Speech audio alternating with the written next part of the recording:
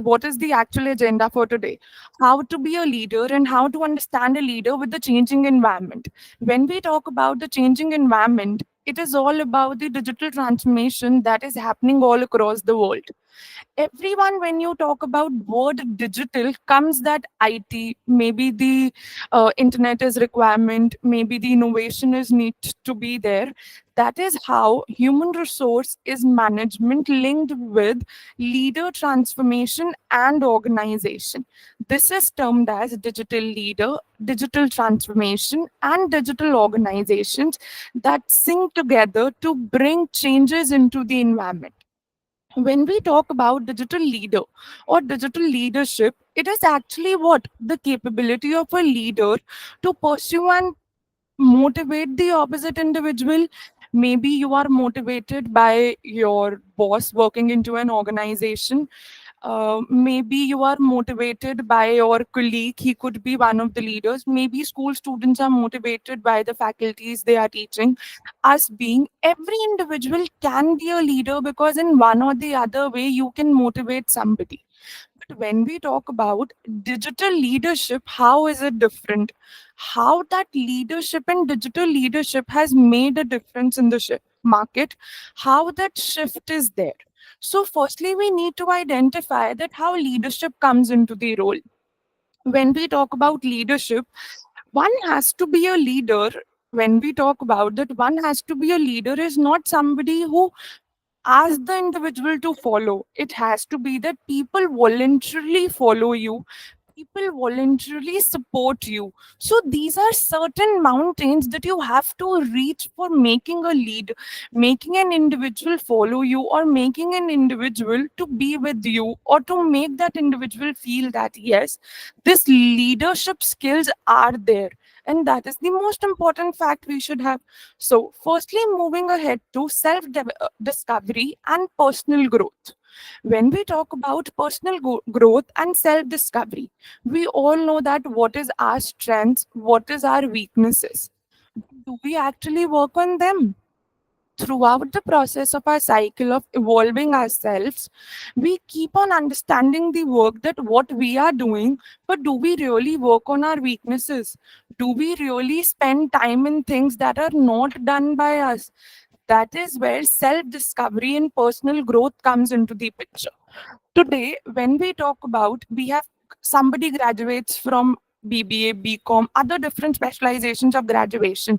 They need one plus education is there to them.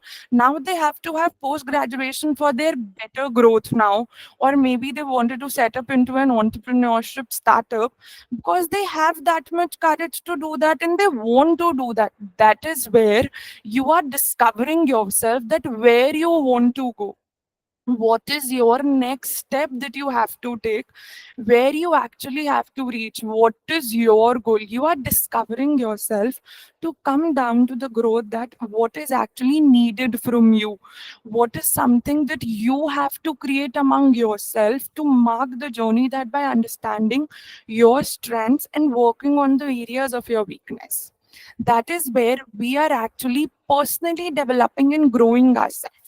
Coming down to next, that building relationships. We all talk about that how communication help us to create, to interact. Let's take our example. We are sitting all across different places of India or maybe across the world, but we are somewhat the other way connected. We are somewhat the other way connected. That is how, that is only through building relationships, that is the collaboration and the communication that is happening right now.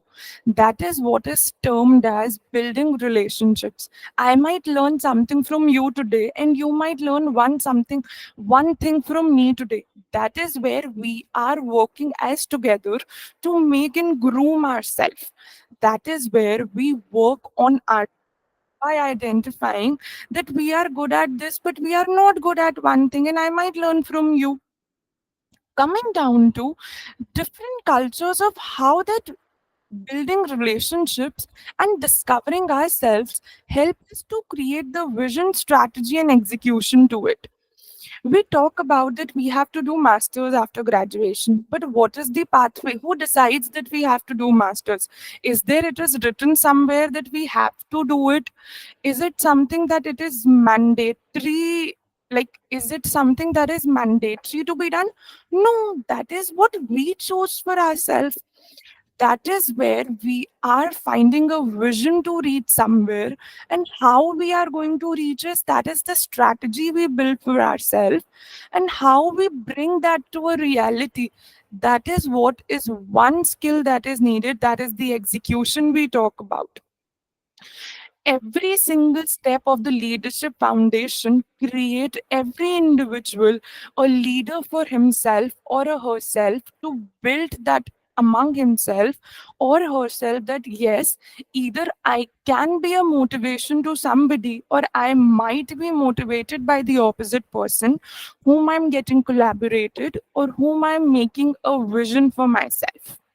Every individual have different goals, every individuals have different targets, but do we really follow those targets? Every year on Jan 1st we tend to make long list of activities that we are going to do throughout.